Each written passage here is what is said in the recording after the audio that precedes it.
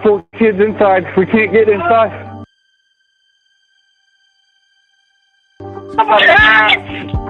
A minute-by-minute retelling of the valiant but unsuccessful effort to save 4 little girls' lives.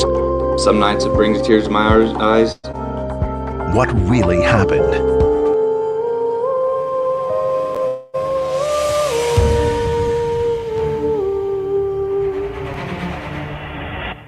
Tonight, we see how a family, desperate for answers, in a community filled with questions, is now demanding justice almost 8 years later. Last night, on True Crime Investigates, and Beyond the Evidence, we were back at the Monon High Bridge for the 5th annual Abby and Libby Memorial Walk. And today, we honor the Flora Four, but not in Carroll County. This time, we're at the Crown Hill Cemetery, just south of Indianapolis, Indiana. Family members of the 4 girls are expected to be on site. To the beloved family, friends, and the indomitable spirits of Keyana, Keyara, Kerrielle, and Kionne. As you come together in solemn remembrance at the hallowed grounds of Crown Hill Cemetery, your gathering is a profound symbol of unity and enduring love. The tragedy that befell before your loved ones was a stark reminder of the fragility of life and the depths of sorrow that such senseless acts can inflict upon us. Yet, in the face of such darkness, you have chosen to be the bearers of light. The voices that refuse to be stifled by the shadows of injustice. The loss of these sisters is a wound that time cannot heal. For their absence is felt with each passing day. The questions that linger, the answers that remain elusive, they add to the heavy burden you carry. But your strength is formidable, and your resolve unbreakable. And your resolve unbreakable. You have taken the pain and transformed it into a powerful call to action. A demand for justice that resonates far beyond the confines of your community, but to the world. Your voices, united in purpose, have become this beacon for the truth and accountability. It's a sound that will not be drowned out by the passage of time, for it carries with it the promise of a day when the scales of justice will balance and the truth will emerge triumphant. In this sacred space where you honor the memory of the Flora Four, let each name be spoken with reverence and each memory be cherished, because you are a beacon of hope. Your vigil, a powerful symbol of the unbreakable bond between those who have passed and those who carry on their legacy. It is a bond that not only connects you to each other, but also to the countless individuals watching. We all share your quest for answers and justice. And the path that you walk is long and it is fraught with obstacles, but it is walked together. With every step taken with purpose. With each day that passes without justice, your determination only grows stronger, your voices louder, and your actions more resolute. You stand as a guardian of their story, defenders of their dignity, and champions of their right to justice. As you gather today, let the world see the strength of your unity, where there is no white and black. The depth of your love and the fierceness of your resolve. May this assembly serve as a powerful message to all who bear witness that the fight for justice is relentless and that the pursuit of truth is unwavering and that the spirit of community is unassailable. Believe in justice. Believe in yourselves and believe in love.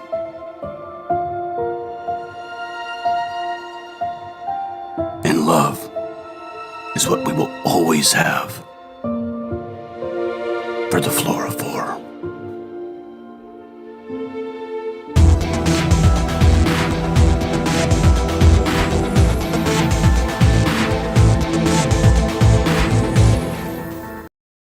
Still got 4 kids inside. We can't get inside.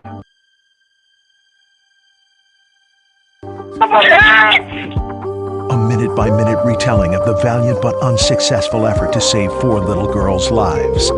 Some nights it brings tears to my eyes. What really happened?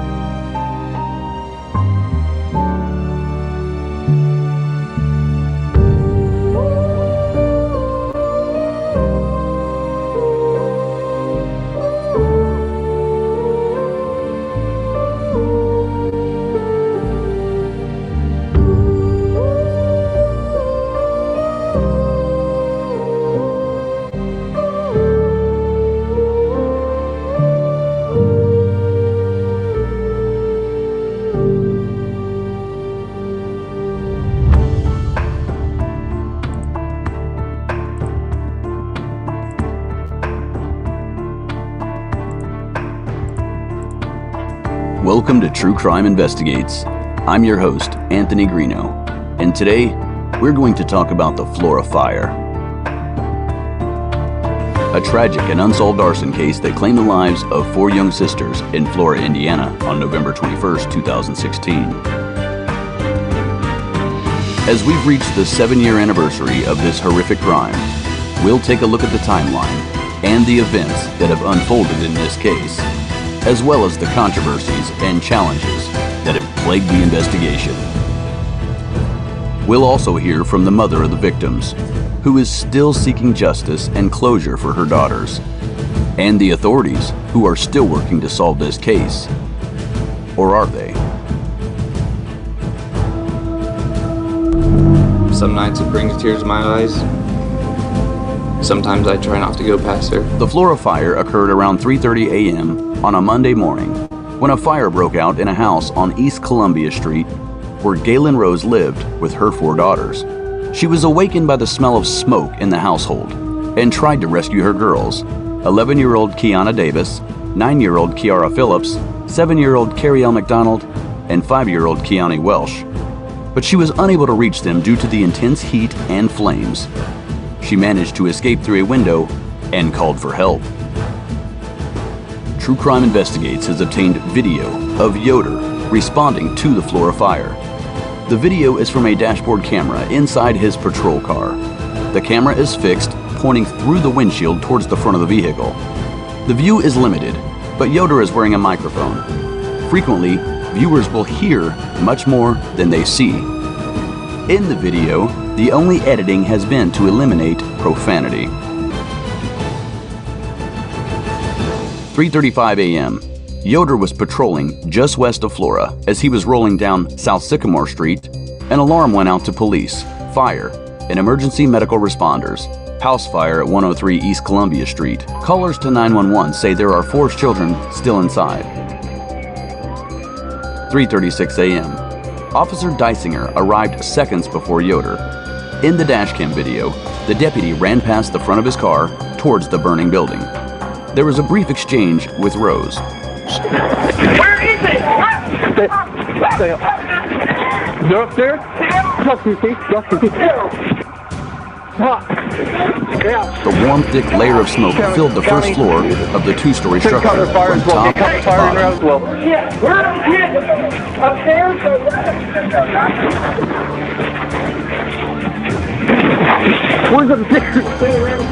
A witness described visibility of only a foot to a foot and a half from the floor. Yoder's microphone picked up Dillinger, first talking to Rose, and then Yoder. Coughing heavily, Deputy Yoder tried to navigate up a narrow, smoke-filled stairway to reach Galen Rose's daughters. The girls shared a bedroom on the 2nd floor. Yoder's climb was complicated by the layout of the stairs. There was a longer flight from the ground floor, then a landing to the left, and a second, shorter set of steps. Those lead directly to the girls' bedroom. Rose desperately directs Yoder around that landing. You go around the corner. Please. Let's go. But the smoke proved to be too much. As he exited the home breathing heavily and groaning, Yoder got back on his police radio. 3:38 a.m. Yoder ran back to his patrol car and raced to the Flora Fire Department, which is not yet on scene of the blaze. The drive of just 4 blocks takes 24 seconds. The deputy is also a volunteer firefighter. He dashed inside, yelling to get the fire equipment moving. While Yoder is not seen, he is heard on the microphone. It sounds like he is quickly getting into his firefighting turnout gear. In less than a minute, Yoder is seen running back into his car and racing back to the fire. 3:40 a.m.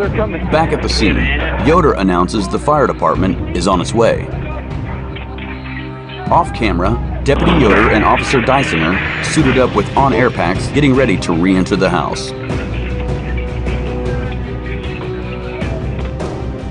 3:42 a.m. Crawling on hands and knees, Yoder and Dillinger went back through the front door. Smoke was pouring through the door, and visible flames were starting to work towards the cops from the back of the house. But inside the house, just 2 minutes, something went wrong. Yoder is heard screaming.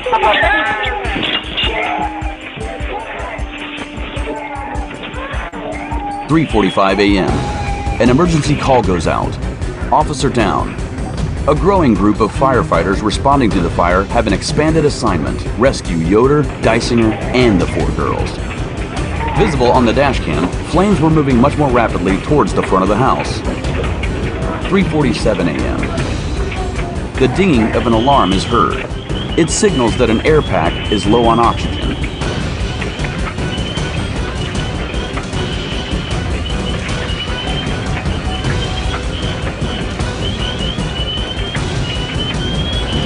At 3:54 a.m. Firefighters would reach the officers and 3 of the girls and successfully get them out. CPR began immediately on the girls.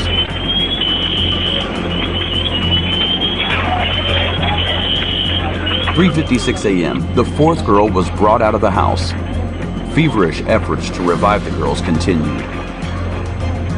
The video shows flames overwhelming the house, forcing firefighters to battle flames exclusively from the outside.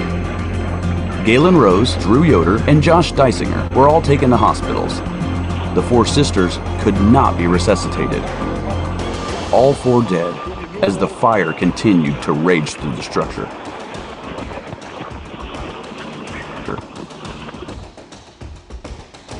Sheriff, and also being on the fire department here. Dennis Randall, the former sheriff of Carroll County, was the state fire marshal who investigated the incident. His son, Adam Randall, the Flora Fire chief, assisted him in that investigation. Dennis Randall originally listed the fire as accidental, stating that he believed that it was something in the house that caught the fire. Canine units were brought in to search for traces of accelerants, but none were found. Fast forward 2 months. A private investigator from Michigan determined that Randall lied in his report and that there were accelerants found at the crime scene. Now, a quick flip in the report, the fire was labeled as an arson.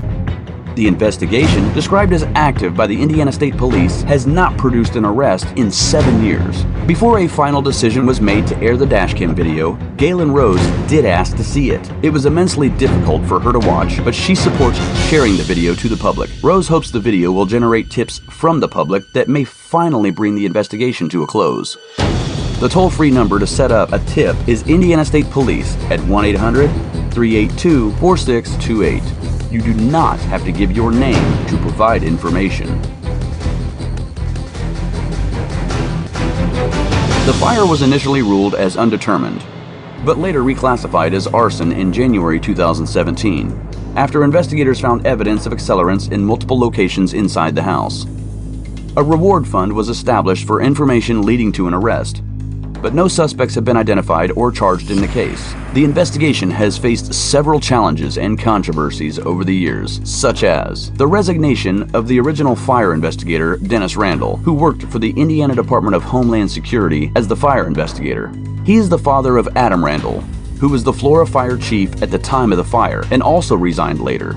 According to some emails obtained by True Crime Investigates, Dennis Randall had changed his report on the fire from undetermined to accidental to arson against the agency's wishes without consulting other investigators or providing any explanation. He also claimed that he had not found accelerants inside the house, but a private investigator uncovered these inconsistencies and raised doubts and questions among other investigators and agencies involved in the case, such as the Indiana State Police, the ATF, and the National Institute of Justice. It also caused confusion and frustration for the mother of the victims, who felt that she was not getting the truth or justice for her daughters. When confronted with this information, Dennis Randall resigned in June 2017, shortly after media outlets confronted him with emails and asked him to explain his actions. He did not give any reason for his resignation, but said that he was proud of his work and that he had followed the standards and protocols of his profession.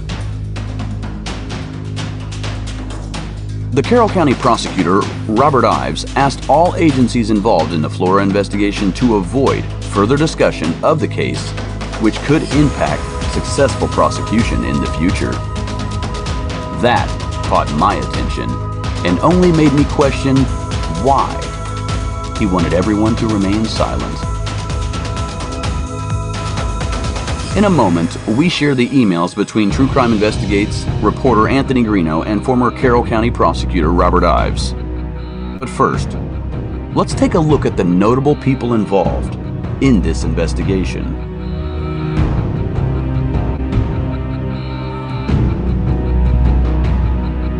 Now let's flash back and provide a brief on some questionable circumstances surrounding officials in Carroll County. Let's start with Dennis Randall. Carroll County Council members say Sheriff Dennis Randall should not be in charge of providing meals to the jail. That said, he should also be paid an appropriate salary. The idea of allowing any sheriff to supplement his salary with funds from jail meals is a slippery slope. It creates a moral dilemma for the sheriff and places him in an uncomfortable position. It allows temptation and opens the door for abuse. By cutting corners, he is able to earn extra money that he very well may deserve, but on the contrary, money illegally earned. Council said at the time, if the Carroll County Sheriff, whomever he or she may be, continues to provide meals to the jail, at some point that service will be exploited. Randall was slated to be paid a salary of $42,962 in 2006. The County Council extended a salary offer of $66,000 per year to Randall, provided that he relinquish the jail meals. That figure represents 2/3 of the salary of a full-time county prosecutor. He denied the offer. Randall then asked for $72,500 instead, a raise of over $29,000. But what is clear is this: Sheriff Randall is being unreasonable and should accept the $66,000 salary and be glad to get rid of the duties of purchasing food and preparing meals 365 days a year. Alternately, the council should not hesitate to pay him $72,500 per year if they find that is the only way to change the system. The council also said it is illegal for the sheriff to profit off of jail food money. Dennis Randall responded with, "I don't profit from jail meal funds. Any money left over, I keep." That is considered making a profit, council members exclaimed. Carroll County Council President Rob Baker announced at a council meeting he and Commissioners President Bill Brown met with and offered Randall the $66,000 to get rid of the jail meal responsibility. Randall's answer was simple: no. Baker said, according to the Association of Indiana Counties, the sheriff must be in agreement to surrender control of jail meals. In this situation, Randall was not in agreement. Councilmember John Blackburn disagreed. Blackburn said, according to Indiana statute, the council can assume the meal responsibility from Randall for $66,000. Council members Steve Ashby and Nancy Kripe said they were in favor of paying Randall $66,000 and taking over the meals. But Baker said the end-of-the-year timeline for accomplishing the goal was not going to be met, to which Blackburn responded, "A timeline is not an issue. We don't have a contract with the sheriff for this." Blackburn referred to a letter of concern about a jail condition written to Randall by County Prosecutor Robert Ives. The letter, distributed to council members prior to the meeting, referred to complaints Ives' office has received about jail meals and starving the inmates. It turns out Dennis Randall was starving the inmates, as all of them were victims of malnutrition. "We need to know what page we're on," Ashby said. "We need a legal opinion about this before we can decide what to do." Council members' consensus was to obtain County Attorney Barry Emerson's legal opinion, revisit the issue with the AIC, and discuss it at a later date. "It sounds like things have been fairly ironed out," Baker said to Randall, "but we need something like a document presented so we can vote on it." Ironically, now that Randall wasn't getting a pay raise, he made more pleas for county funds. A request by Randall right after that for $5,000 for medical services at the jail was unanimously denied. Randall said that a detainee suffered a concussion and a broken shoulder in an altercation at the facility recently. That person was taken to an emergency room, and those costs are not covered by the county's medical provider, he said. Randall explained that he did not want to use money currently in his budget because it was marked for replacing a stove in the jail's kitchen and repairing or replacing furnaces before the end of the year. Consensus of council members was for Randall to move funds within his own budget to cover the medical costs. However, Randall refused to do so. And it took 4 years for the family members of the late James Huffer to realize some closure in a theft case which occurred in his law office for several years. Huffer, a local attorney and former county prosecutor, employed Sheriff Dennis Randall's wife, Jean Ann Randall, in his law firm as his personal secretary from 1993 until his death in April of 2010. Randall continued to work in the firm for Huffer's daughter, attorney Abigail Huffer Diener, for a month after her father's death. Diener told reporters that she fired Randall soon after she assumed her father's place in the law firm, partially because Randall refused to relinquish Jim Huffer's personal check registers. Diener said when a new secretary was hired, inconsistencies in several client accounts began to be discovered. A forensic auditor was contracted to fully research the situation. Charges were filed by Special Prosecutor Anthony Summer in Carroll Circuit Court, After an investigation by the Indiana State Police, Randall was charged with 2 counts of Class D felony theft, 1 count of Class C felony theft. Special Judge Bradley Mueller of Clinton County was assigned to the case. A plea agreement was filed by summer in August of that year, which Randall agreed to plead guilty to 1 count of theft, a Class D felony. The plea agreement called for Randall to be sentenced to 3 years in the Indiana Department of Corrections, which was suspended. Randall was placed on probation for 36 months. She agreed to pay $22,192.59 restitution to Huffer One, a farm account from which she stole the money. Diener was allowed to read a prepared statement at the sentencing hearing. She told the court that Jean Ann Randall stole funds from a client's trust account. The amount of money stolen and the way Jean Ann did it is nothing short of stunning, Diener said. Jean Ann had access to a client's checking account by way of her employment at our law firm. Unbeknownst to the client, Jean Ann set up an online banking for that account, whereby she was the only one with the login and password. Jean Ann would pay her personal bills out of that account by online payments. She paid her mortgage payment, her car payment, her Discover card, and a multitude of other credit cards. Diener advised the court that in 2007, Randall made 8 payments to her credit card in 3 months for more than $6,000. She paid nearly $88,000 in 2008 in 57 payments to credit cards and loans. Randall made 52 payments for nearly $43,000 in 2009, and in only 3 months in 2010, she made 12 payments for $16,000 before she was fired. The last payment Jean Ann made in 2010 from the client account was to her credit card company on October 1st, 6 months to the day after her father died. Diener said she was able to document 129 online commissions of theft by Randall during her time at the law office. She said Randall also wrote checks from the client's account and forged 17 checks from her father and her uncle's farming operation, Huffer One. Diener said Randall manipulated reports she provided to her uncle to hide the losses.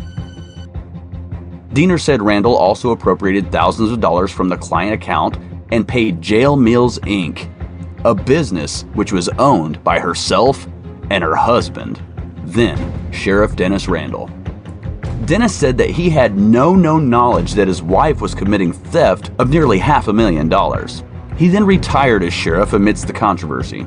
Your Honor, Diener concluded, Jean Ann is not a first-time offender, and I doubt these crimes are her last. She is receiving very few consequences under this plea agreement. No jail time, no community service, and she's not even responsible to pay back the client funds because our law firm's malpractice insurance has already done that. If this conviction does nothing else, it should protect the public from Jean Ann Randall. After Diener completed her statement, Randall stood and spoke. She was crying when she said that she was sorry for her crimes. She was remorseful, and she hoped that those in the courtroom would forgive her. The judge answered back by saying, I don't buy the tears. I don't buy the remorse. This didn't have an impact on you, except you got caught. The judge said he was not inclined to accept the plea agreement. But he did say, however, there would be no restitution to Huffer One if she was to go to jail. So the judge said, you're going to get a job. You're going to pay 75% of your earnings towards that restitution. 129 times is staggering, he continued. You better get started. Nothing I can do will make this family feel that this is just. The judge also said that the malpractice insurance company could file a civil lawsuit to recoup the $450,000 settlement to Huffer's clients, including the interest, which would have been earned if the money had stayed in the account. Jean Ann Randall is required to be employed for at least 30 hours each week. She is to submit 3 verifiable job applications each day until she becomes employed. She is not allowed to hold a position of trust, nor is she allowed to have access to anyone's funds, including volunteer positions. The judge gave Randall 2 weeks to resign from any organization in which she has access to their funds. The judge concluded the hearing by telling Randall that he does not believe that she intends to make anything right. I don't think you do, the judge said. This has had a huge impact on our law firm, Diener told True Crime Investigates. We didn't say why Jean Ann was fired, and we lost clients. We spent tens of thousands of hours to pull all of the information together, she continued. Obviously, I wish she would have gotten jail time. But on that one night in jail, she got to hang out with her favorite brother-in-law, John Randall, the brother of Dennis. John is a former police officer in the Flora jurisdiction, and at the time was the lead jailer at the Carroll County Jail, as well as a part-time bailiff. John Randall was fired from the Flora jurisdiction for being too aggressive while on the job. He then began working for his brother as the lead jail officer. But once Denny was out and new administration took over, John got himself and the county in some compromising issues. Carroll County Jail inmate Brandon Woodhouse filed a complaint in the Northern Indiana District Court against the Carroll County Sheriff's Department. Individuals listed in the complaint are Sheriff Tobe Lesenby, Jailer John Randall, Jail Commander Lori Sestarsik, and Jailer Grant Baker. The complaint alleges Woodhouse's civil rights were violated in 2019 while he was incarcerated in the Carroll County Jail. The allegations in the formal court papers state Woodhouse was arrested on November 16, 2019, following an alleged assault. Woodhouse was transported to IU Arnett Hospital because of his injuries sustained in the alleged assault. The document continues to state that Woodhouse informed jail staff that he had epilepsy during booking into the jail. Woodhouse suffered a massive seizure in the jail on November 18th. The complaint states Woodhouse was rendered unconscious and other inmates had to scream and yell to get jail staff's attention in an effort to get help for Woodhouse. Jailer John Randall then transported Woodhouse to IU Health in White County and reported to hospital staff that Woodhouse had suffered a seizure while incarcerated in the Carroll County Jail. According to the complaint, the hospital staff suspected Woodhouse might be withdrawing from medications and/or other drugs. Hospital physicians prescribed Valium to Woodhouse to treat the seizure. While in the hospital doctors explained the dangers of stopping Valium abruptly. The prescription of Valium was given to John Randall.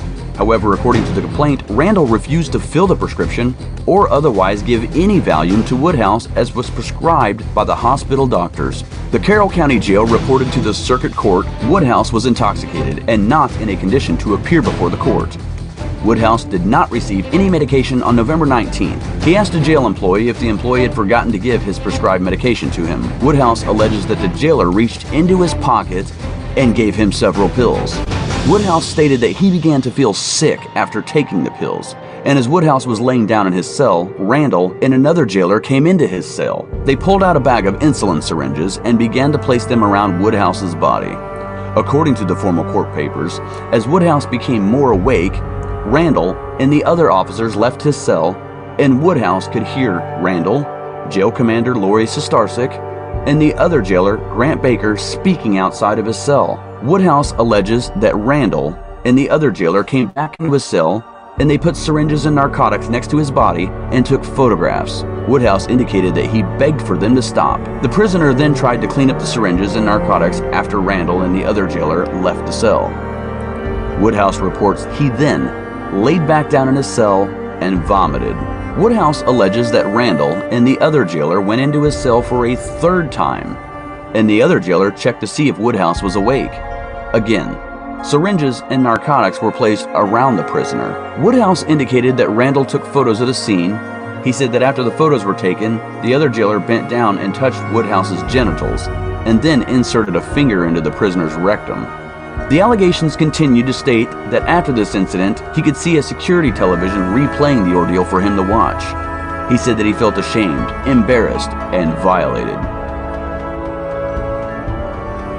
Later, on November 19th, Woodhouse was transported to circuit court by Randall. He alleges Randall handed the judge a stack of photographs and told the judge that Woodhouse appeared to be under the influence. Woodhouse said Randall told the judge that Woodhouse had picked the lock of the nurse's station and of the jail's evidence room to obtain the syringes and narcotics. When Woodhouse was taken back to the jail after court, he was denied a bottom bunk and was forced to sleep on a top bunk, from which he fell out of due to another seizure and was knocked unconscious. Woodhouse alleges other inmates had to scream and yell for help. He was taken to the IU hospital in White County for treatment and was diagnosed with facial contusions, low back pain, and traumatic nasal hemorrhaging. Woodhouse bonded out of the Carroll County Jail later that day on November 20th, 2019. The complaint states that as a direct and proximate result of the actions and inactions of the defendants, Woodhouse has suffered severe personal injuries, including disfigurement and deformity, severe emotional injuries, incurred medical expenses, suffered physical and emotionally, suffered permanent injuries, and other injuries and damages. The defendant's refusal to provide Woodhouse with prescription medication and other necessary medical treatment, and the failure to provide Woodhouse with a bottom bunk at the jail constitutes deliberate indifference to his health, safety, and serious medical needs in violation of the 8th and 14th Amendment to the Constitution of the United States. In addition, the defendant's actions and inactions constitute a violation of Woodhouse's 4th Amendment rights against unreasonable search and seizures. The document states that the defendant's actions constitute negligence, assault, battery, sexual battery, intimidation, excessive force, and intentional infliction of emotional distress under Indiana law. Sheriff Lesenby, when asked by True Crime Investigates to comment on this matter, "At this time, I do not want to make statements which may be detrimental to the legal defense of our case." Lesenby went on to say respectfully, "I cannot comment until receiving further sound direction from our legal representatives," Lesenby concluded. Sheriff Lesenby then reported that Brandon Woodhouse was arrested again afterwards in the evening and booked into the Carroll County Jail for intimidation, resisting, and indecent exposure after a verbal confrontation with his cousin Adam Woodhouse while walking his pit bulldogs in the southern portion of the county. I've recently spoken to Brandon Woodhouse, and he has informed me that the information that he had and plans to release is an email sent by Andrew Baldwin, his former attorney, who is also the former attorney for Delphi suspect Richard Allen. In the email, Woodhouse claims that there is information to and from Andrew Baldwin and Carroll County prosecutor Nicholas McClellan that seems to indicate that Richard Allen could be exonerated for the murders of Abby and Libby. But suddenly, after Woodhouse's announcement, the Carroll County prosecutor Nicholas McClellan filed for a search warrant, which was granted by the court, and then searched Woodhouse's home and arrested him for violating the conditions of his bond on several charges, including unlawful possession of a firearm by a serious violent felon, battery resulting in serious bodily injury to a public safety officer, resisting law enforcement, and violation of a previous sentence. At this time, True Crime Investigates has not yet received a copy or valid proof of the email, but was able to confirm Carroll County settled for more than $70,000+ to Woodhouse as a result of the lawsuit. So Woodhouse is currently incarcerated in the Carroll County Jail, facing up to 30 years in prison for being a habitual offender. He is scheduled for a pre-trial conference on November 30th, 2023, and jury trial is scheduled for January 8th, 2024, which ironically was the same date that Richard Allen, the suspect in the Delphi murders, was originally scheduled to go to jury trial. True Crime Investigates began asking serious questions about how the Flora fatal fire investigation was handled, and now Governor Eric Holcomb is responding to our questions. Were there conflicts of interest between the investigators on the case? And if there were, did those conflicts jeopardize justice for those girls? Crews were dispatched to the fire at Division and Columbia in Flora, Indiana. The 4 girls were trapped inside the home when they arrived. They died as a result. Investigators eventually ruled that the fire was set intentionally. For the past 7 years, investigators have been trying to figure out who is responsible. State police said that they are watching persons of interest, but so far no one has been arrested. But in the first 7 weeks of the investigation, True Crime Investigates uncovered a breakdown in communication in the case, a mistake in the investigation, and a major resignation by a key investigator. And the more we kept digging, the more serious the family's concerns became.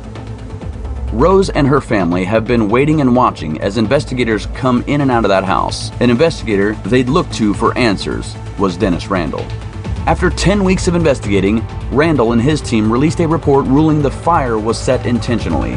Accelerants found in several locations of the structure. But the more True Crime Investigates questioned authorities about details in that report, we learned a big part of the state's published findings were wrong.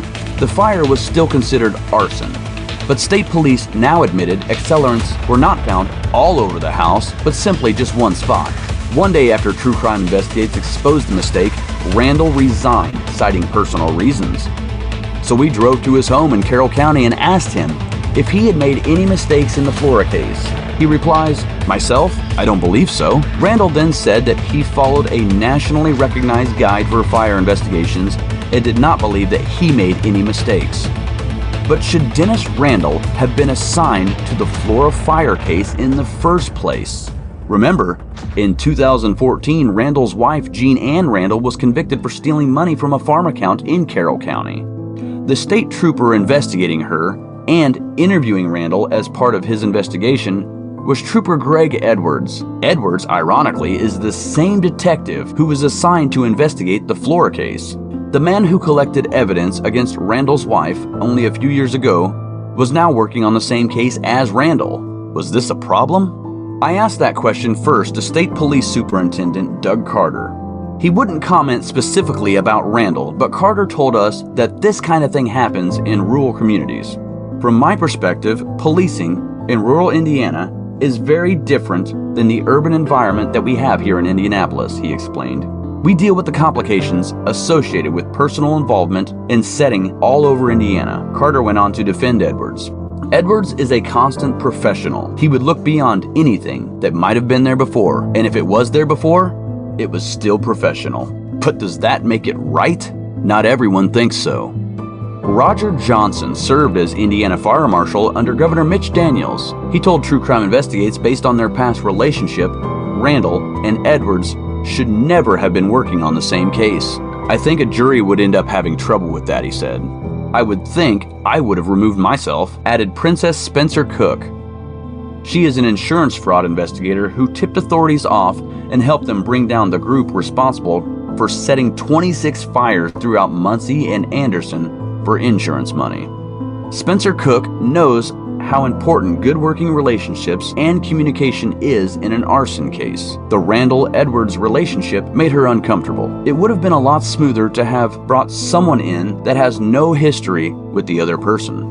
But the relationships don't end there in the small community of Flora. Dennis Randall's son, Adam Randall, is the Flora Fire Chief, and Adam Randall's boss is the Town Council President, Josh Ayers, who happens to be the owner of the Flora Firehouse. We caught up with Ayers outside his company's warehouse in Flora. He wouldn't comment about the case, but had this to say about his house being set on fire. "It's been awful. I hope they're caught," said Ayers. But with all of these connections and mounting questions about how the case was handled, I wanted to know if the governor was paying attention. So I reached out to Governor Eric Holcomb in Indianapolis. He refused to give True Crime Investigates a sit-down interview, but his spokesperson suggested that we catch up with him at a public event. So that's exactly what we did. We asked him how there could be a breakdown of communication between two state agencies. We have to wake up every day and try to do right. That's what my charge is.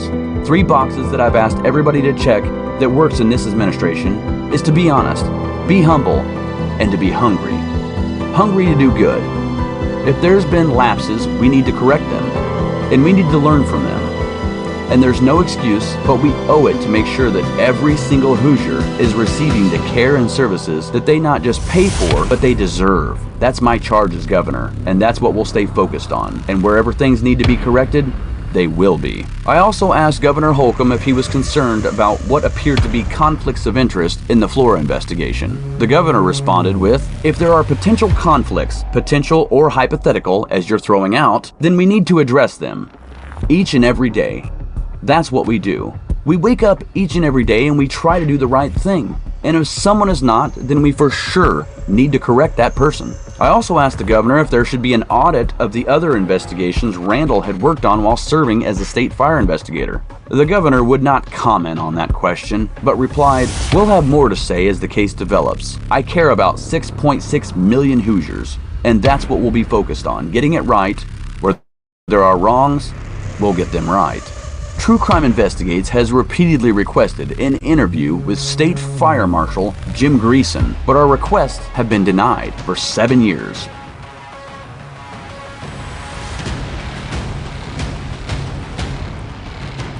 The lack of communication and cooperation between different agencies involved in the case, such as Indiana State Police, the Carroll County Sheriff's Department, the Carroll County Prosecutor's Office, and the Indiana Department of Homeland Security. Some of these agencies have accused each other of withholding information, interfering with the investigation, or failing to follow up on leads. Some of these agencies have also experienced personnel changes, such as the retirement of Carroll County Prosecutor Robert Ives, who was involved in both the Flora Fire case and the Delphi murders case, which are both still unresolved. The Indiana State Police have denied any allegations of wrongdoing or incompetence, and have assured that the personnel changes will not affect the cases. They have also reiterated their commitment and determination to finding the perpetrators and bring them to justice. The press conference held by the NAACP in October 2017, where they announced that they would join the investigation and support the family of the victims. The NAACP expressed their frustration and suspicion over the lack of updates and transparency in the investigation, and compared the fire to the Birmingham bombing in 1963, when 4 young girls were killed in a church bombing during the Civil Rights Movement. The NAACP also alleges that the family members had been embarrassed and harassed by former investigators, and that there was a possible cover-up or corruption in the case. The NAACP said that they would do all they can to make sure that whoever was responsible for the fire would be brought to justice. The response from Indiana State Police Superintendent Doug Carter was a heated one, who held a press conference later that day to address the NAACP's remarks. Doug Carter said he would give his life to find out who killed the girls in Flora and Delphi. He denied any notion of a cover-up or racial motivation in this case, and said that the investigation was still open and active. He said that he hoped to one day be able to tell the family and the public what they knew and when they knew it, but he could not do that at the moment. He also encouraged the NAACP to share their thoughts and spread awareness of the case, and asked anyone with information to come forward and help solve the Flora Fire. As a true crime journalist and the host of this channel, I have been following and covering this case since the beginning, and I have done everything I can do to bring attention and awareness to the Flora Fire. I have also interviewed some of the people involved. I have also visited the crime scene and memorial site for the girls, and I have shared my insights and opinions on the case to the best of my ability. But here are some of the questions that I have lingering about the Flora Fire case. Why would Dennis Randall quit his job after lying in the fire report? Well, one reason may be that another relative of Dennis is Michael Randall. In 1993, Michael was convicted in Carroll County for a felony, arson. Furthermore, with all this white nationalism talk in the Delphi murders case, we already know former Sheriff and Mayor Lee Hord is a part of the Ku Klux Klan, and that he, Randall, and other random locals are associated with racist beliefs by their own admissions. So are they trying to silence Brandon Woodhouse, myself, and anyone else who stands up for the truth? I can't be for sure, but I can say that this is all ironically coincidental. The firehouse remained a scar in the town, sitting as a burnt reminder of the tragic events that occurred there that night. But in the late summer 2023, the house was demolished. Galen Rose made one last stop to say goodbye.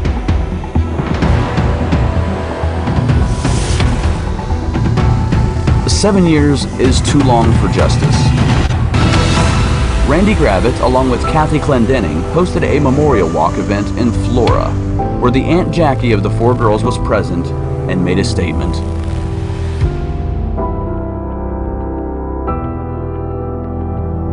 And to the family of the victims, you are not alone. You will never be alone.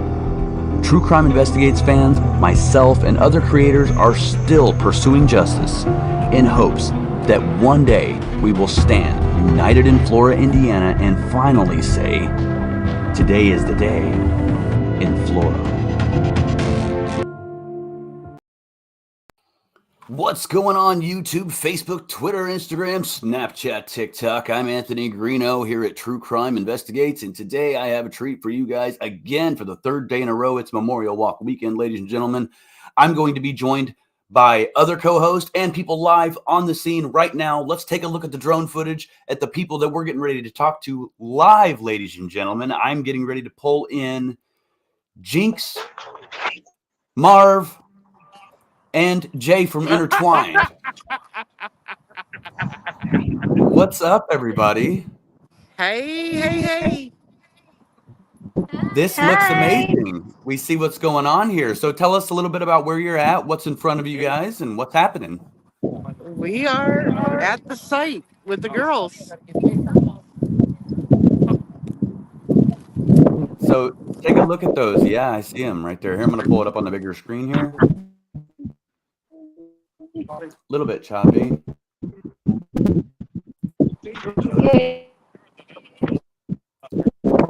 Randy.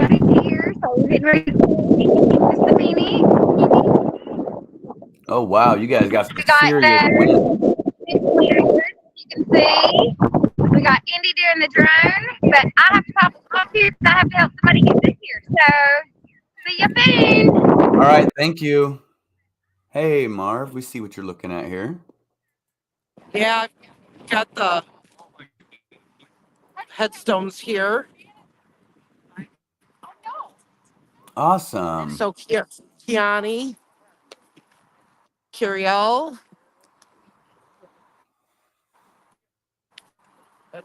Keyara, and Keyana. And each one has the vases with the flowers in them. Hello, everybody. I'm Leah. This looks really cool. Oops. Let me... So yeah, we're gathering and getting ready here, and Okay. Well, good. So you guys are in Crown Hill Cemetery, and tell us the reason for being down there in Crown Hill today.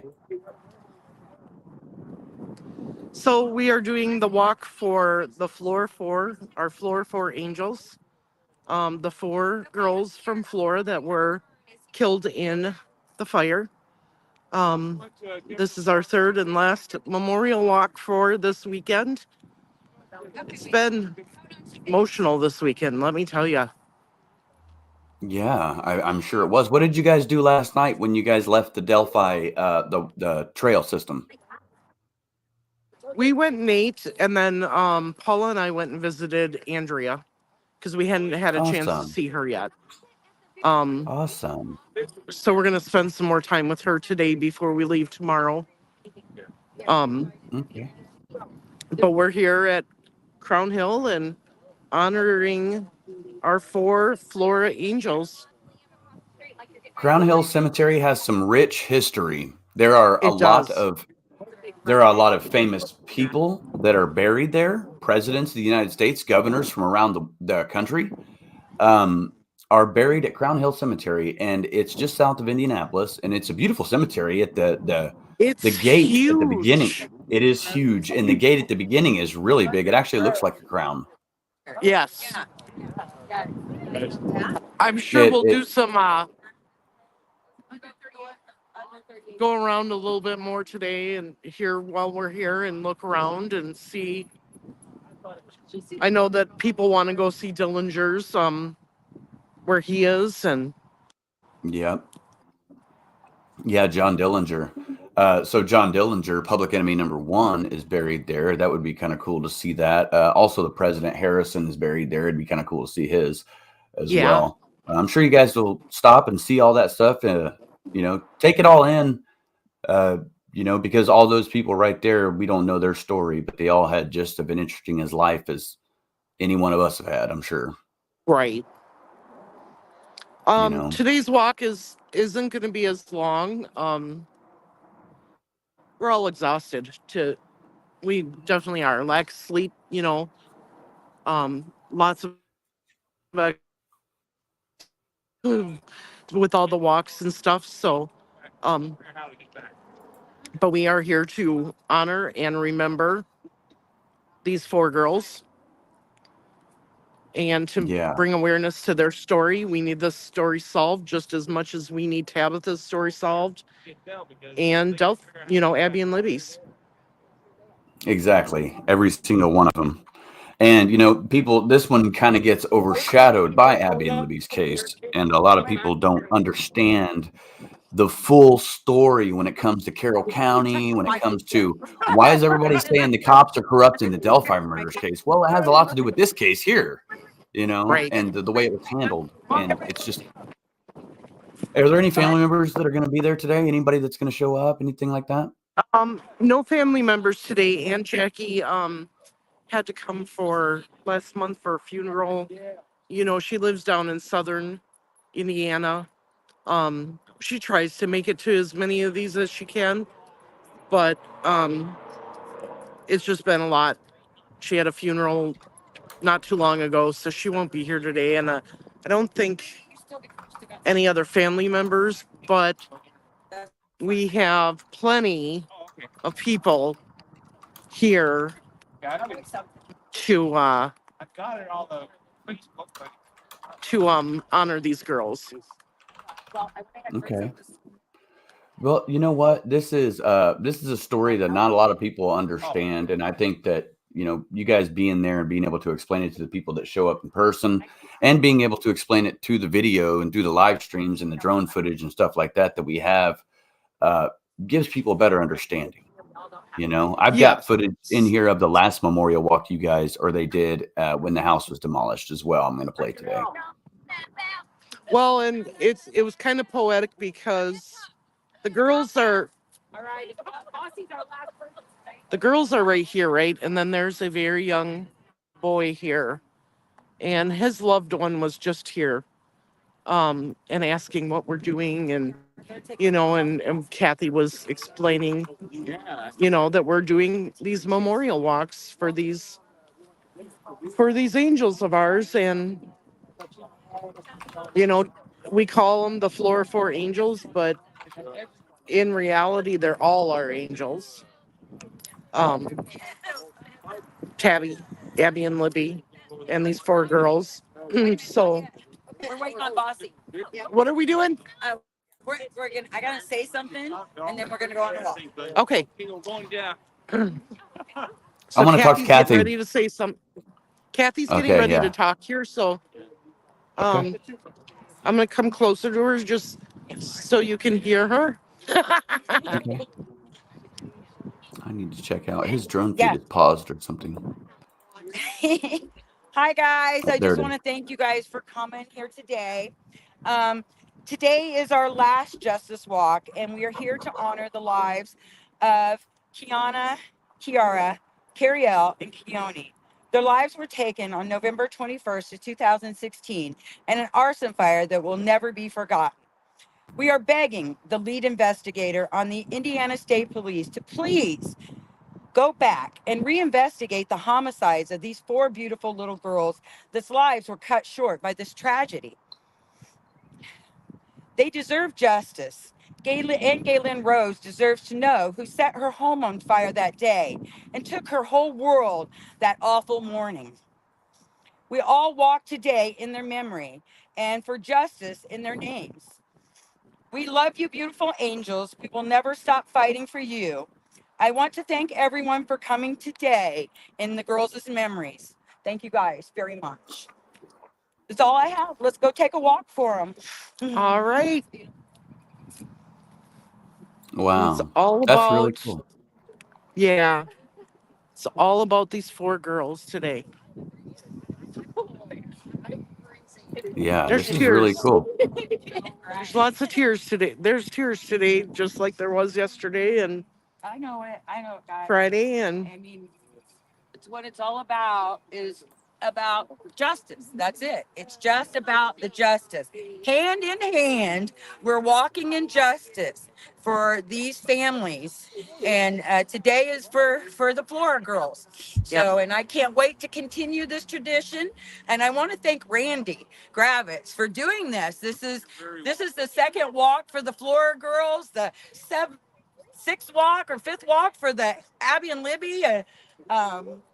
Tabitha walks. That's the least they came out for Tabitha. Yeah. Yep. So yeah, we're very excited. I thank you guys. June 16th, it'll be Korea curtain walk.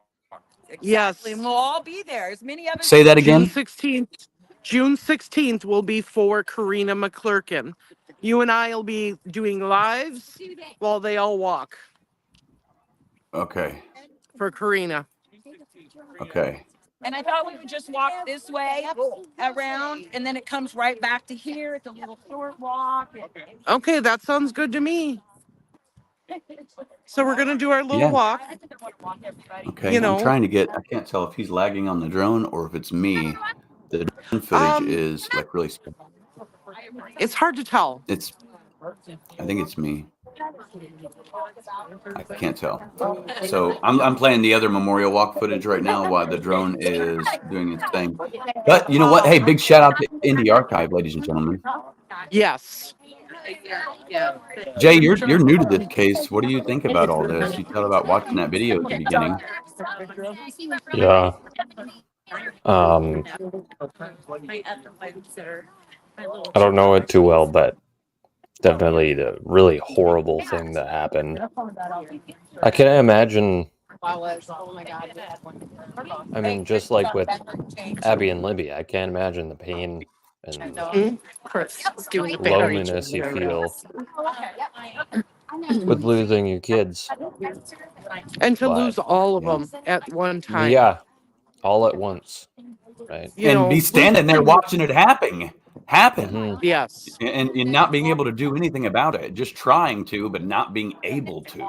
You know, can you imagine not being able to get in your own house that you know, and not being able to get to the area that you know where they're at, and it just steps away and you can't do it, and the police are there and they're busting in and they're running through there, and she's like, in that video, I mean, she's like, go around the corner, and he's like, he doesn't know where to go because he doesn't know her house, right?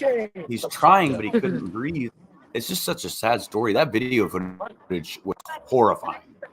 Yes, dude, if it was me, I'd bust that fucking door down and go rush and save my kids. Yeah, they tried. They got burnt. They got stuck, collapsed. It was bad, dude. It was horrible. That was one of the worst. I don't know how to do anything. That's probably one of the worst crime scene footage videos I've ever seen, because it just engulfed that house so quick. Yeah. And then to be there, because my office was, my Greeno production studio was literally right diagonal from there. So it's like, this is after the fact, but it's like I could sit there and look at that house and think, man, dude, if that, I mean, just being there that next day when it was still burning, you know, was just crazy to see, you know, like it was still smoking all day long.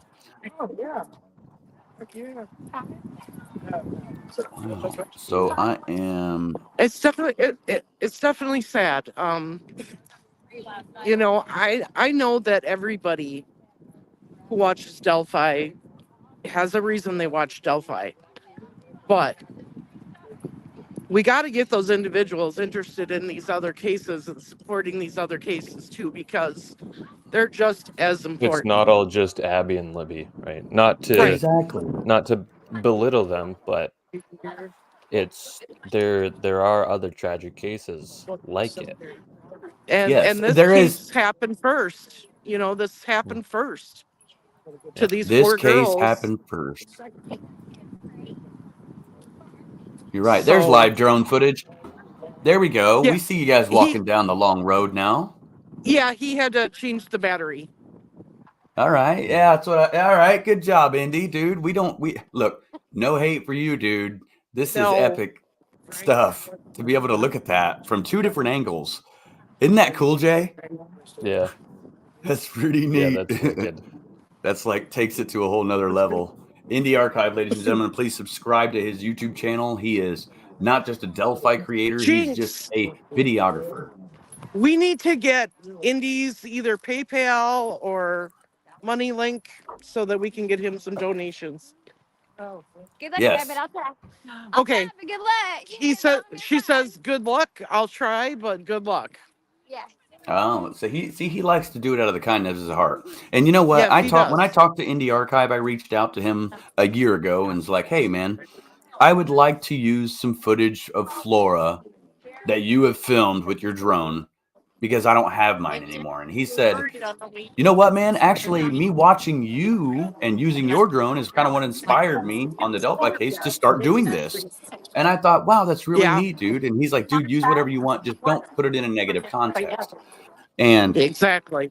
I think that we have all come to trust each other on what we're doing here and understand that working together, people, no matter if you have a difference with someone or whatever, as we seen Marvin Frank were standing there yesterday, it's not like they're like, as soon as they see each other, people are adults. People have disputes online. People don't have relationships that last a lifetime sometimes, and that's just the way it is. But we grow and we move past it, and that's what these walks are all about, is unity. Can't miss that. Nope. Drone just flew right over our heads, man. Yeah. But yes, I mean, we're all here for the same reason. Hashtag justice for Abby and Libby. Hashtag justice for Tabitha Shuck Rains. Hashtag justice for the Flora Four. Yep. It's as simple as that. We're here to support the families, bring awareness, and get these cases solved. Yeah, we definitely are. All right, I see you guys. So tell me who's all here, Marv. So I'm looking at two ladies in the front. Okay. I'm not sure in the who black coats. They're supporters, and then we got Kathy. Paula is next to me. Randy's next to me. Okay. Is that Coach? Is that Coach in the back? Frosty's here. Oh, hey, hold on. Let me see. Hold on. Turn it around. I want to see you again. Hello. Hey, what's up, dude? Hey, what's up, man? We're doing good, brother. Thanks for being there today, dude. Oh, dude. Anytime. Perfect weather for it. Yesterday was too. 2 days in a row. Yeah. Good weather. Yes, and then we got Jinxie. Yeah, I see you. What's up, Jinx? Coach Kev is here. He's streaming back there. Bossy. What's going on, dude? Yeah, I'm gonna put it up later. Oh, you're gonna make it a video and putting it up later? I do have service here, though. I did a little bit at the grave site. Okay. And then Rescue All the Dogs is here, and Rescue All the Dogs is dogs. And then we got one of Rescue's dogs actually walking with us. Rescue All the Dogs is dogs. I like it. So they're all walking. Wow. That is so cool. You know what? I love doing this. This is we've taken this to a different level. I mean, you guys we're looking at you with Indianapolis behind you. Okay. I know. I mean, how amazing is that? Like, you guys, I'm jealous, man. How come I can't get this epic footage shot of me, dude? I want to go stand somewhere cool and have some drone footage. No. That is so neat, dude. That is like the most epic shot in the world. It's crazy, isn't it? I mean, here I've been worried about getting photos of myself, for intros and stuff, and we're just gonna use Indy's drone footage, man. We locked him in. That dude, listen, we're putting a down payment on him. He is ours, everybody. Back up. He's ours. We own him. We are just gonna make sure that his logo is on all of our stuff and make sure that he credit, because you're right. This weekend was taken to a whole new level. Yeah, to be able to live stream it and like this is something different. People actually can see, and I've got comments on my video, and I was looking at the comments that were on your video because we dual streamed, and people were like, man, this gives me a really different perspective on what that area looks like. It's pointing at you. Pointing at me now. Okay, put it back. Hey, Anthony, I want to thank you for today and for the other 2 days. This has been great. I want to thank the YouTube community for all the support for the Flora girls, for Abby and Libby, and for Tabitha Shuck Rains. Everybody just keep passing around the hashtags, because we did take those back. I don't care what any of them say. The good, it outweighs the evil, and I just want to thank everybody for all the support. Coach Kev, thank you for coming all the way for this. This is awesome. And then all the people that drove from different states. Marv, thank you so much. Your sister Paula, you guys are awesome. The support that you give to these families is unbelievable. Okay, and I know these families. They love it. And you guys, they love having you guys around, and they need this support. You know, we need to be there for them. And I want to thank you guys. Thank you, Anthony. Hey, no problem, Kathy. Can you do me a favor? Can you guys all get stand behind the flowers there and get a shot of the headstones with you guys all standing there, and maybe we can get him to roll around with the drone and get a good picture of you guys? Love that. Yeah, we got that. Absolutely, we can do that.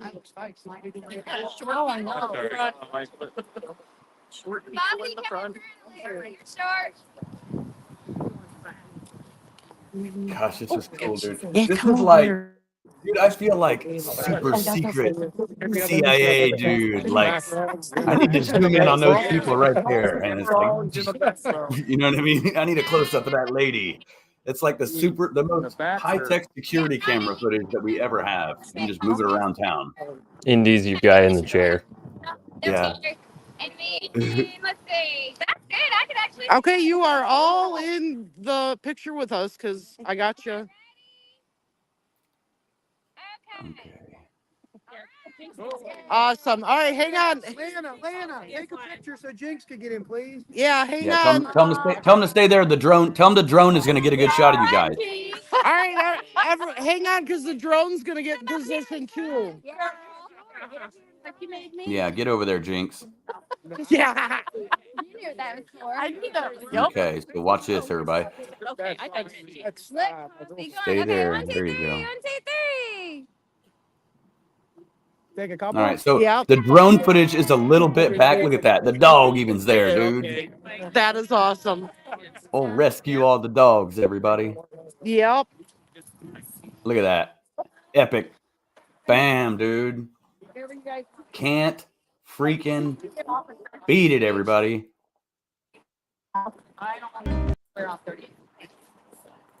We love you, girls. Absolutely love our girls.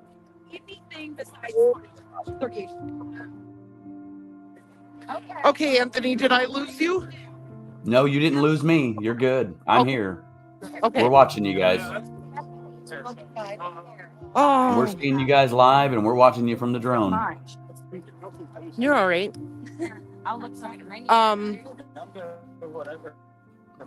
Yeah, I have to say that this weekend has been one heck of an experience. Being here for all 3 memorial walks and honoring these victims and their families.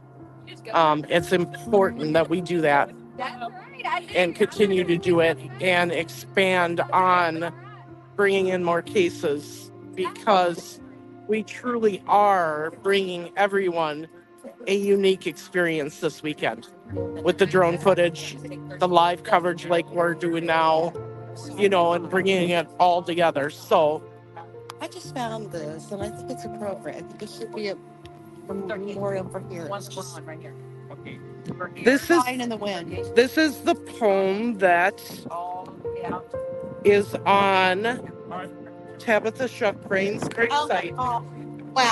Wow. Did you hear that? Everybody, she just said, I think that this would be fitting for here. Mary just found this blowing in the wind, and this is the exact poem that Mark Tate read that is on the back of Tabitha's gravestone. I couldn't make it yesterday, and I felt guilty. Wow. And you guys are 150 miles away. Yes. Save that, please. Right? Yep. Justice is coming, girls. Oh my Who am I God, talking to right there? No, that's Mary, but she's camera shy. I'm a sleuth. I just follow. I'm me. What's your YouTube name, Mary? Love you guys. Love. Anthony says, "What's your YouTube name?" Mary Peter. I don't know how to change it. Mary. Oh, Mary. Well, it's good to meet you, Mary. It's good to meet you too, Greeno. You have a blessed day. I'm gonna go home back to the All right. I'm glad you are. You going with us to the Cracker Barrel? 38th Street? I better get some Cracker Barrel. Hello, I better get Cracker Barrel. Let's all go eat at Cracker Barrel. All right. We're starving. All right. Yeah, I love you. I love you too. Thank you. Hey, so you know what, Marv? What? So at the beginning of this video, I have a message to every single one of you today.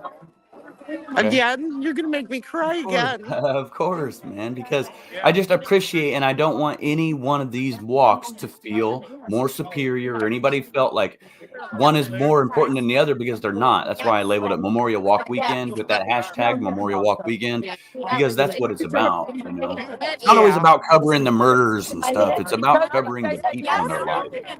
Right. It just shows you guys care.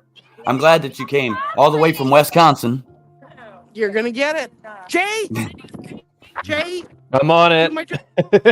I'm on it, Marv. What did he say? Oh, man, Jay just fell out for some reason. I wonder what happened, dude. He must have glitched out. Wisconsin. Wisconsin. Here we go. It's Wisconsin. No, it's West Indiana. It's Wisconsin, Anthony, not West. Wisconsin. Same thing. It's all right. I'm going to start calling it Indiana. Indiana. There you go. Indiana. Like Rushville and Rushville, right? Oh, yeah. Yeah, that's what they call it in Indiana. There's a town. You know what? Delphi. This is Delphi. Yep. This is really, this was good, Marv. I'm glad that you guys are there. Make sure you guys get some good footage of that. I'm sure that Indy's going to get some good footage of the grave sites and what you guys laid there today. Right? Okay, so it looks like the video is cut. Okay. So yes, Paula got pictures, and we'll make sure that we're gonna get all the pictures put on our Facebook group and in Discord. I just gotta accumulate them all throughout for the whole weekend and put them in there. So yes. Okay. Wow. Well, we're looking at the firehouse right now, ladies and gentlemen. That is the house that happened. It was in Flora. It's no longer there. This is the last remaining footage that we have of it, the last time. Yeah. And there's where they lay. Oh, there's where they lay. About 100 miles away. Yep.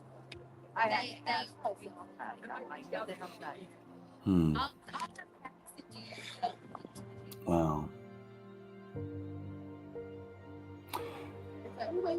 So, you know, this goes to show, man, it's not people think that no one cares about Flora, but that's not true, because you have people from all over the United States that are there because of this case and because they saw this on social media, because otherwise they wouldn't have found this case unless it was for other YouTubers who covered this case. I think I'm the first person that's ever covered the Flora case with Kat back in the day. And then it's blossomed with Randy, and then everybody that's there today, whether I've met them or they've come along the way, I'm glad to see them all there. Yes, I agree. But this is what it's all about, is these girls. Today is all about them. Yeah. Okay. Well, if you guys need to go, we can let you go if we're... Yeah, we're gonna go get. We always go eat together after one of these walks. Just not quite ready to leave each other yet, you know. And then this afternoon, I have to go visit with Andrea, and then I'm gonna actually try. I may try to get on and do a live stream tonight from where we're staying. If you do, let me know. I will. Okay. I will. I'll be interested in seeing that. I'm going to prepare for Mitch Westerman tomorrow, everybody. He goes to court in the Delphi case. So for leaking the crime scene photos. So I'll be talking about that, and we'll recap this weekend whenever Marv gets home and Paula gets home. And yes, we can have some of the people that are there, if they're interested, joining us and telling us about their experience after they got home and had a night or two to think. Exactly. You know? So we appreciate you, Marv. Thanks for going all the way to Indiana to do. Absolutely. I love you all, and thank you so much for everything that you all do for us as creators and for these victims and their families. Always. All right. You have a good one, Marv. Go visit with these people. All right. Okay. Bye. All right. Bye-bye. All right, ladies and gentlemen. So we're going to take a moment and we're just going to watch this real quick, Jay. And we will just remember these girls real quick, everybody.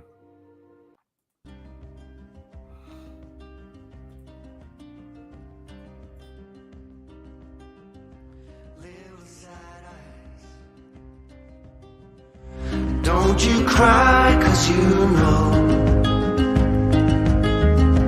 little sad eyes. Love will come, love will go. And when you're strong, you never ask why. But can you learn to love your weakest side? Little sad eyes.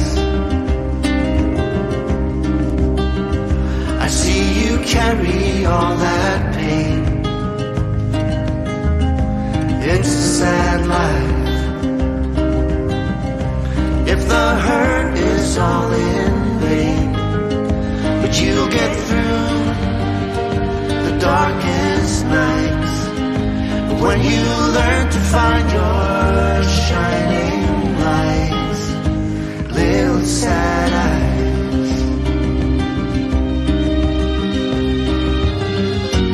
Don't you see, I am right behind you. Don't you know I'm carrying your weight when you're down and when you're out, I'll be around.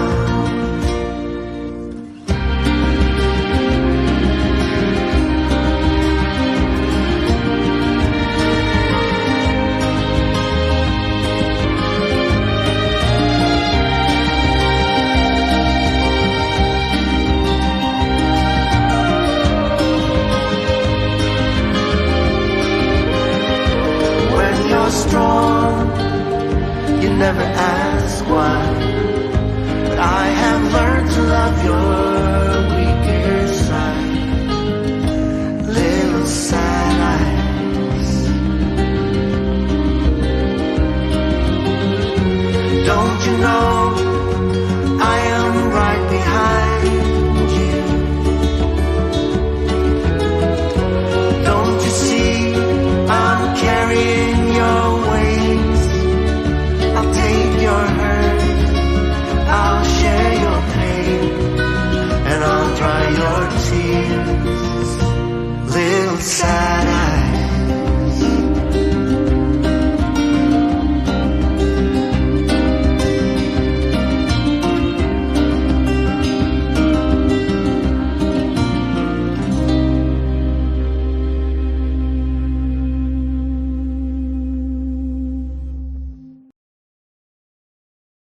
All right, ladies and gentlemen, we are back, and what you were looking at is now not live, but we're still going to view it for a few minutes while Jay and I talk about this. Dude, tell me, so you have been involved somewhat in the Delphi murders case as of recent, okay? Any clue that this case happened? Well, to be honest, I've heard about the Flora Four a couple times, but not until recently that I know that all these memorial walks were happening for it. I had really no idea what the Flora Four were, but I'm glad that I do now, and I'm thankful for meeting all these people, because it shines a light on not only the people whose lives were lost, but the families as well. And I know that sometimes the families don't want to be seen, but in a way it's a good thing because you know that there's going to be people who genuinely want to be there for them. Right? Yeah. Yeah. And there are, and it's people that they don't even know or really expect at a lot of times, like today. There's a lot of talk about racism in Carroll County, and there is a lot of racism in Carroll County. And, at the time when there's also a lot of people who just want to, be friends and hang out and do normal people stuff, right? Exactly. It's not all this bad people all everywhere. Yeah. And, you're right. There is racism and murder and all that, but the fact of the matter is it's not everywhere, and there are people who do want to look out for you. Yeah,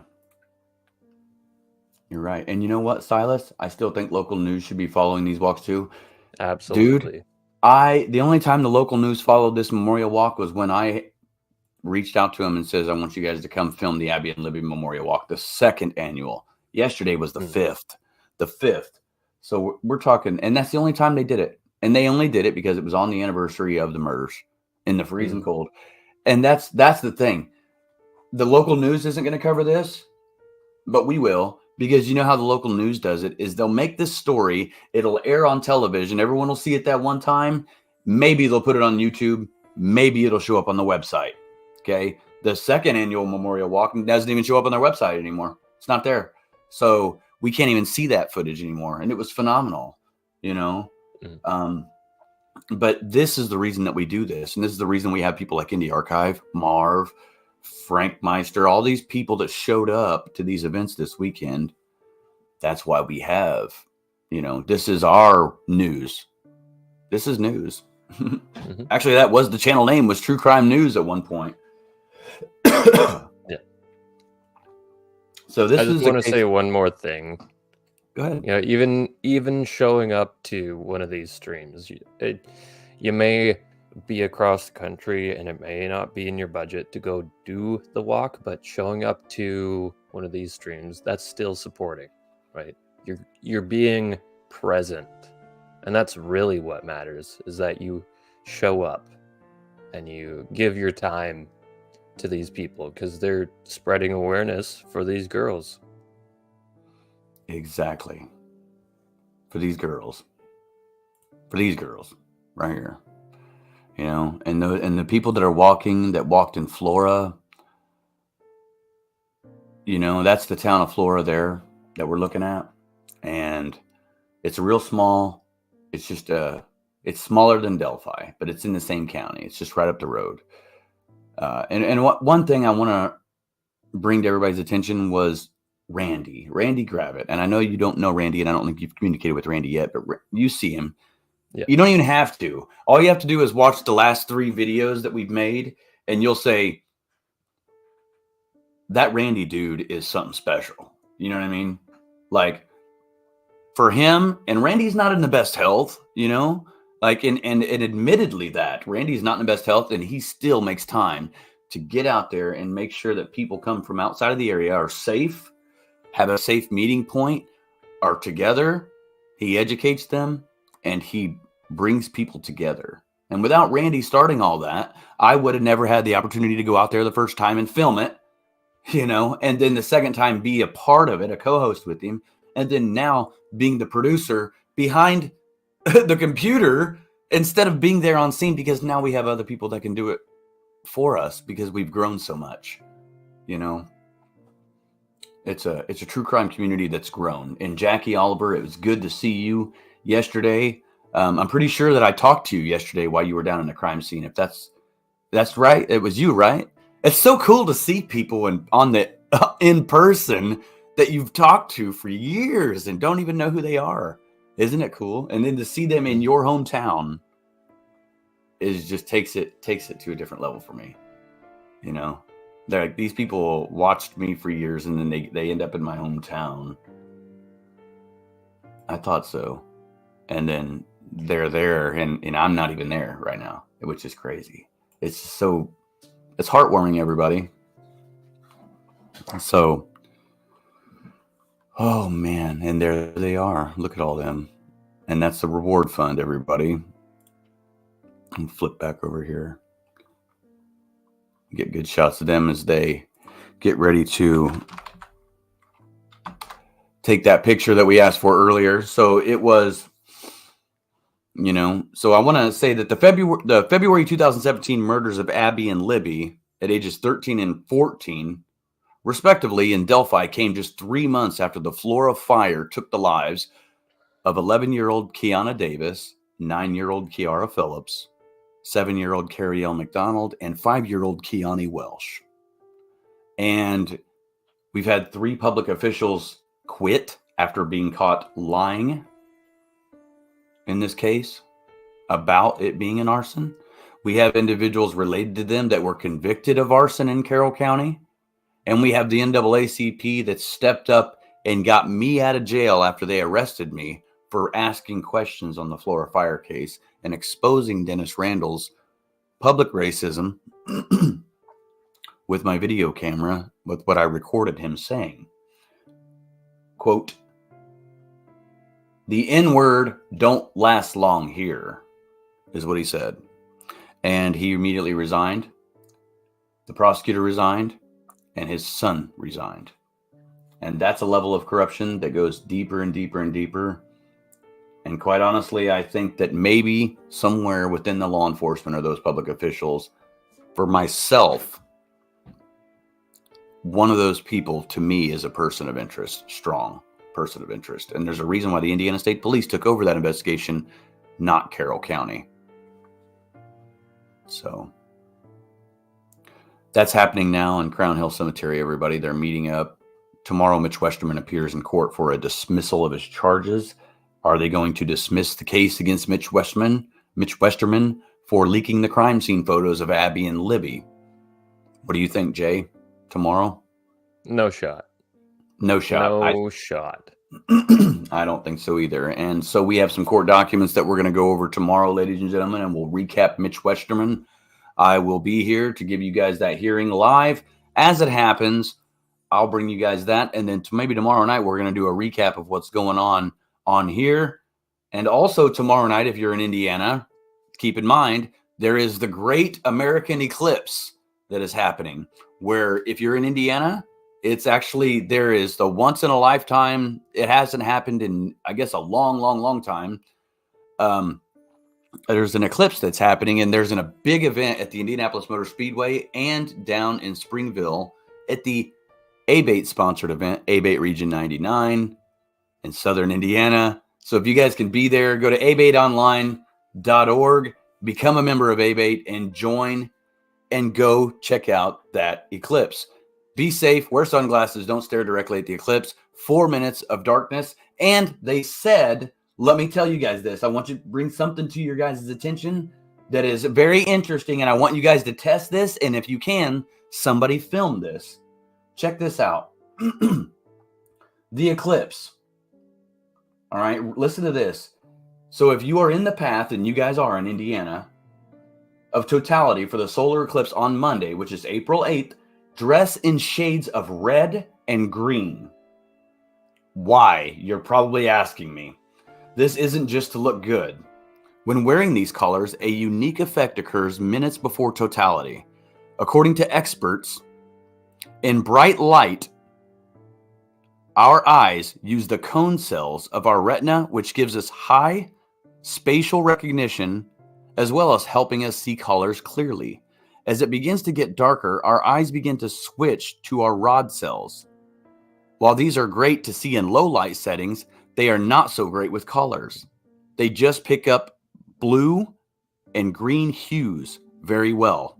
Between 4 to 5 minutes, the moon completely covers the sun. We enter a zone known as the mesopic zone, or twilight vision.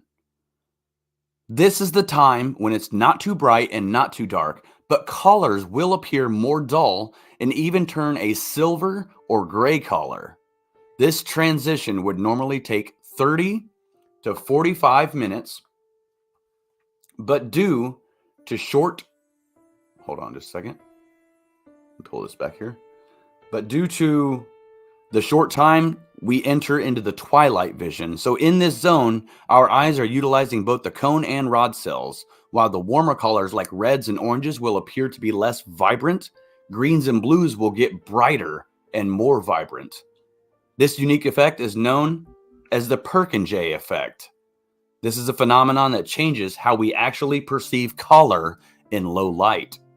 So take a look at those colors.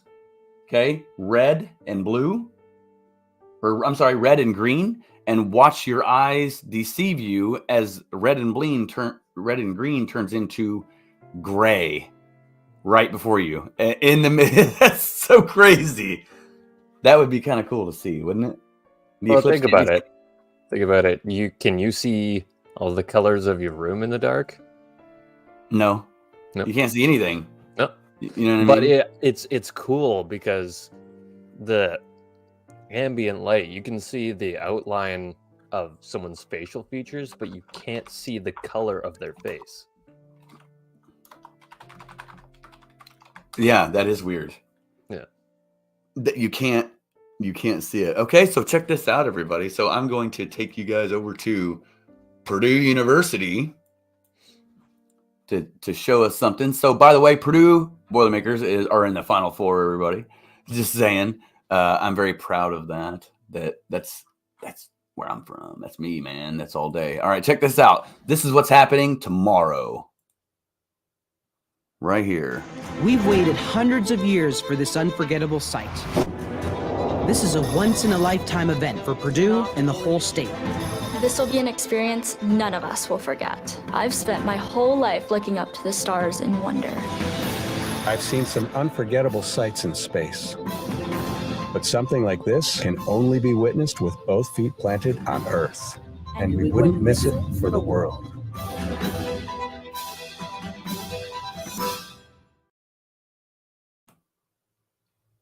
Be visible for millions in the Western Hemisphere, with 48 contiguous U.S. Okay, so I'm not sure when it's going to happen or what time it's going to happen, but you guys can look it up. It's on Eastern time zone, so go ahead and look that up and let me know what you guys find. It's called the Great American Eclipse is what they're calling it. Just look it up. If you're in the zone, you guys might be able to see it. It'd be kind of cool to see. Get those eclipse glasses before you guys do it, though. Go staring at it.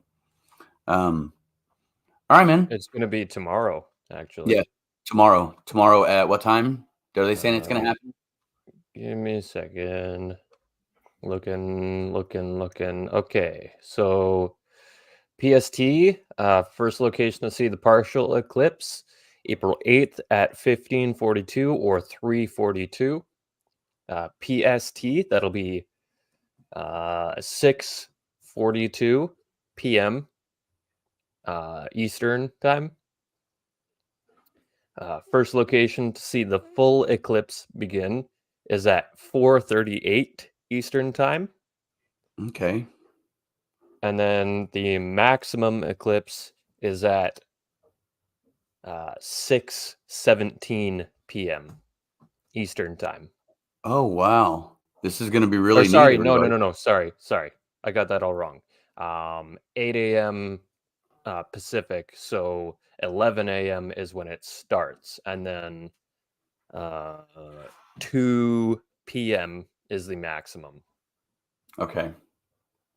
Okay, so 2 p.m. So, and it's going right across Indiana. So if you're in southern Indiana, Illinois, Texas, Missouri, Ohio, and even up into Maine and Vermont and up there in that area is where you guys would check this out. I'll show you guys. So here is the direct path of the eclipse right there that you guys are looking at on the screen. That's where you guys are going to be able to see it.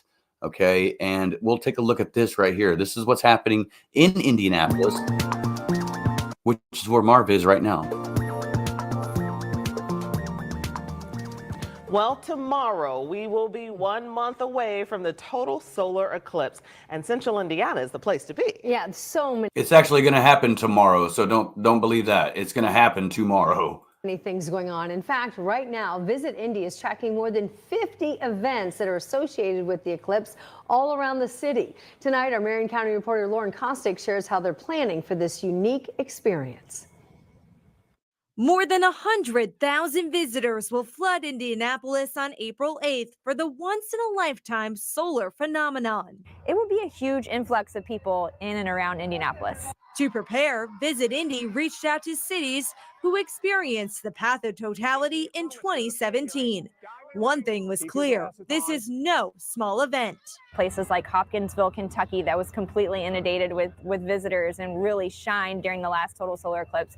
Places like Columbia, South Carolina, who saw thousands of visitors. And so we've really learned from them and are putting a lot of the best practices that they've shared with us into place. The biggest viewing parties are expected to be at White River State Park and the Indianapolis Motor Speedway.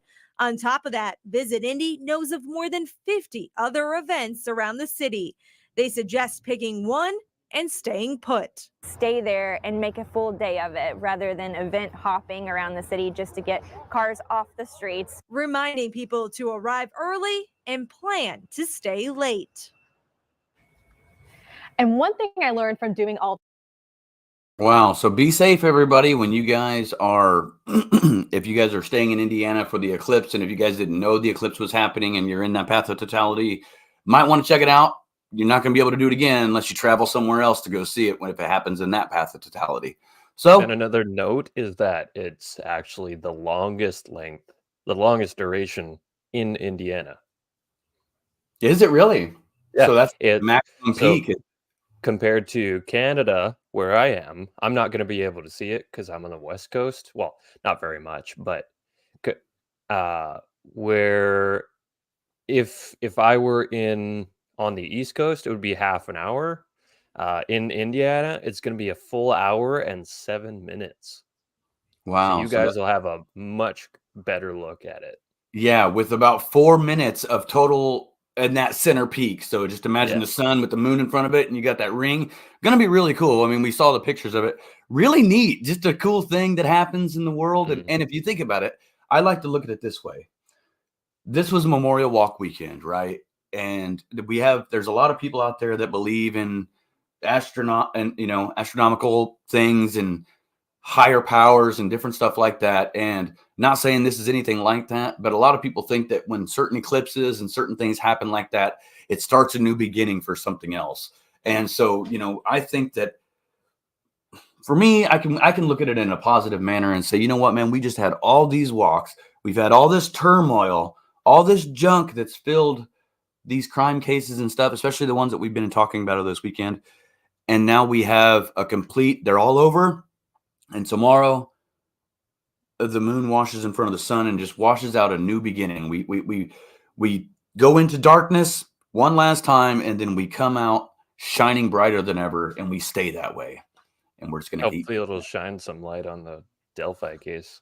It's going to. And I think this is the turning point. And all these naysayers out there that are going to say justice isn't going to happen for either Abby and Libby, the Flora Four girls, Tabitha Shuck Rains, or anybody else out there that I've ever talked about or haven't, they're all wrong.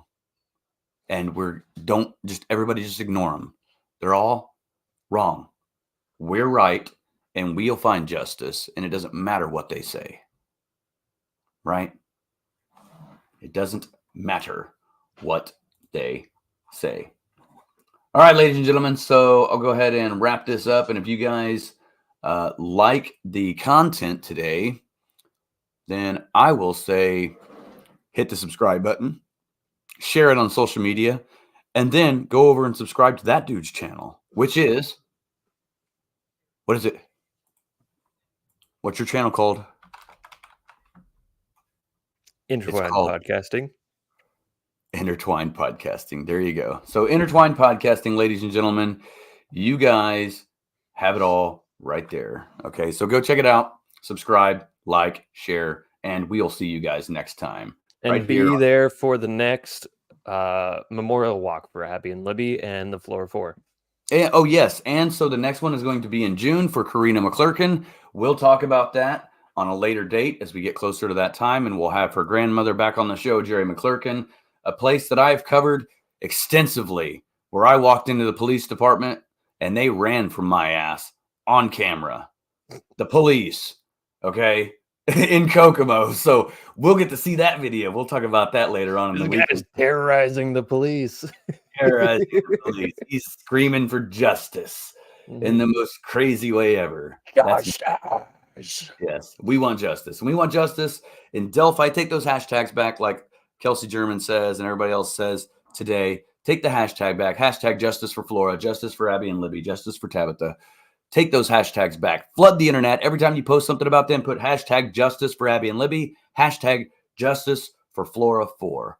On that note, everybody, I'm Anthony Greeno alongside Jay from Intertwined. Until next time, keep it Southern style, y'all. And keep it A. Thank you for watching. If you enjoyed today's video, then hit that like button, share it on social media, then subscribe for updates, and turn on that notification bell so you don't miss any of the action. On that note, everybody, I'm Anthony Greeno. True Crime Investigates. Keep it Southern style, y'all.